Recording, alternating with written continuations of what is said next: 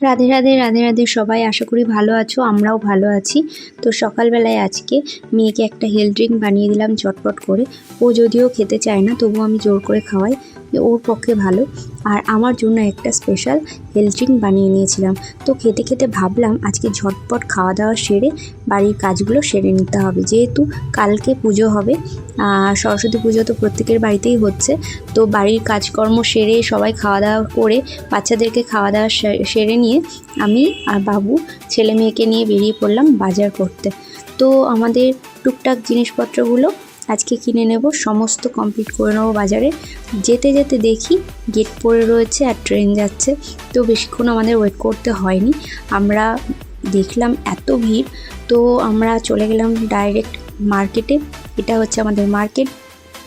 এবারে আমরা এখান থেকে সমস্ত রকম ফলের বাজারগুলো করে নিলাম, যেহেতু ফল অনেকই লাগবে।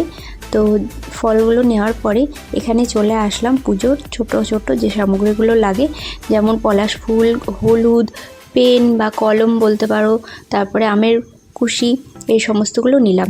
আর এই কাকুর দোকান থেকে আমরা সব নিলাম মোয়া, নাড়ু, 5 রকম মিশালি, মানে যা যা লাগে, ছোলা, মুরকি, খই, সমস্ত কিছু নেওয়া হলো। তো এইগুলো নেওয়াটা হয়ে যাওয়ার পরে আবার গেলাম আরেকটা মার্কেটে, আরেকটা বাজারে। সেখান থেকে দোকান থেকে আমরা নিলাম যা যা পুজোর বাকি কিছু লাগবে সেগুলো, মানে চাঁদমালা, মালা, ঘি, মধু, এইসব আর কি। সব কিছু কমপ্লিট করে নিয়েছি। এবারে লাস্টে যাচ্ছি আমরা ঠাকুর কিনতে, মানে মা সরস্বতীকে নিতে। জানি না কিভাবে 3-4 জনা মিলে বাইকে করে যাচ্ছি। দেখি মনে হচ্ছে টুকটুকিতে করে বাড়ি যেতে হবে। তো চলে এসেছি, এই যে এখানটায় হচ্ছে আমাদের এখানে যত সমস্ত ঠাকুর সব পালবাড়ি থেকে চলে এসেছে। আর এই যে দেখো এত কিউট কিউট ঠাকুর, এত মিষ্টি দেখতে, প্রত্যেকটি মায়ের মুখ দারুণ দারুণ। আর এই যে আমার ভীষণ ভালো লাগছিল, খুব ভালো লাগছে যে এত ঠাকুরের দর্শন করতে পারলাম। তো যাই হোক, আমরা এবার আমাদের মায়ের জন্য অপেক্ষা করছি। আমরা সব ঘুরে ঘুরে দেখছিলাম, প্রত্যেকটা ঠাকুরকে সুন্দর দেখতে, অমায়িক দেখতে, বিদ্যার দেবী। তো সমস্ত ঠাকুর দেখে এদিক দিয়ে ওদিক দিয়ে সব দিক দিয়ে আমরা এপার ওপার ঘেটে ঠাকুর দেখে কোন ঠাকুর নেব আর কোন ঠাকুর নেব না সেটাই বুঝতে পারছিলাম না। আর বর্ণ তো এইসব দেখে অবাক।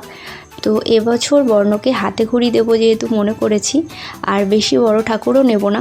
তো সবাই মিলে পছন্দ করলাম। এই যে আমাদের মা বাবু নিয়েছে, আমি বললাম ছেলেকে তুমি ধরো, তো ছেলে থাকছিল না, তবুও এই যে আমি নিয়েছি। ভীষণ ভারী ছিল, আর ভাবলাম যে আমাদেরকে একটা টুকটুকি করেই বাড়ি যেতে হবে। তো ছেলে মেয়েকে বাবুর সাথে দিয়ে ঠাকুর নিয়ে আমি টুকটুকিতে বাড়ি ফিরে আসলাম। আর এই পুজোর ভিডিও পরে দেবো। তাহলে আজকে টাটা।